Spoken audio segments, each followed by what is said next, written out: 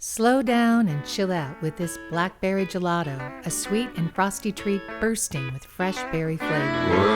Working on a rhythm. Working on a rhythm. Working on a rhythm. Working on a rhythm.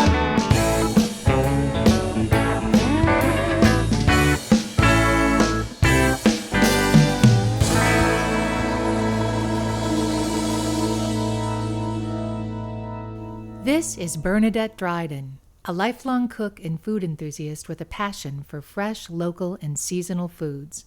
Bernadette, a former editor with the Missouri Department of Conservation who studied cooking in Mexico and Italy and cooked professionally in Portland, recently wrote the cookbook Cooking Wild in Missouri.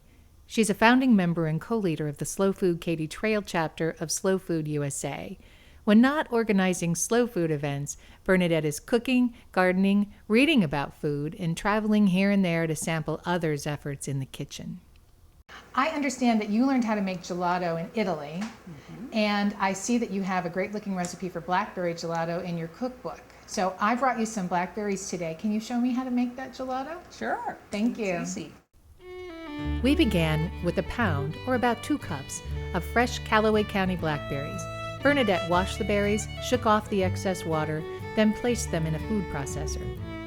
You can add 3/4 to 1 cup of sugar to the berries, depending on the sweetness of your fruit, and process until the berries and sugar are thoroughly blended. Using the sweetest, ripest, and juiciest fruit always yields the best results.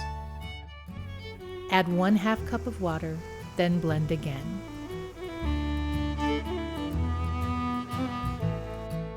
We scrape it down, taste for sweetness. You can always add more sugar if you feel that that's necessary.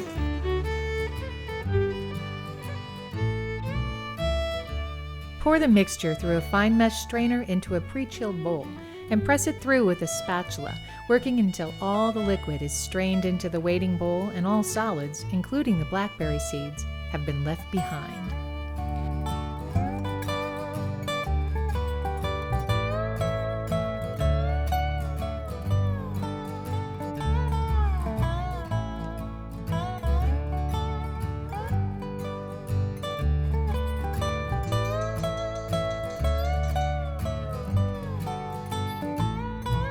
Take out a smaller, chilled bowl, add 1/2 cup of cream, then whip it with a whisk until it thickens slightly to the consistency of buttermilk.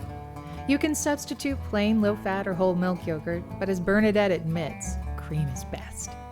Whisk the cream gently into the fruit mixture, combining thoroughly. Take a taste. The fresh fruit flavor should shine through. You can still add more sugar now if you think it's necessary.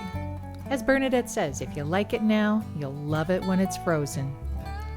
Cover the bowl and chill in the refrigerator for at least an hour, or even overnight. And now we wait? Yes, we wait. Bernadette uses a 1-quart hand-crank ice cream maker, and she always keeps the aluminum canister chilling in her freezer so she can make a quart of gelato or frozen yogurt whenever she's in the mood. She quickly put the paddle in the ice cream maker, poured the well-chilled fruit mixture into the canister, and locked the lid and hand crank into place. The rest of the process was much easier than I expected. She simply cranked a few turns, then waited a bit, cranked a few more turns, then waited a bit, and so on for the next 15 or 20 minutes, or until the mixture had thickened to the proper consistency. While we were waiting, Bernadette explained that she'd learned to make gelato 30 years earlier in Marcella Hazen's cooking class in Bologna and has never stopped experimenting with flavors, including native black walnut, persimmon, and pawpaw. You can find the blackberry gelato recipe on the Mo Deep Roots website in the desserts section, and you'll find recipes for the other flavors in her book. Bernadette recommends freezing the gelato for an hour at this point to give it a firmer texture, but I found the soft, creamy gelato right out of the canister to be just perfect. That was really Really good.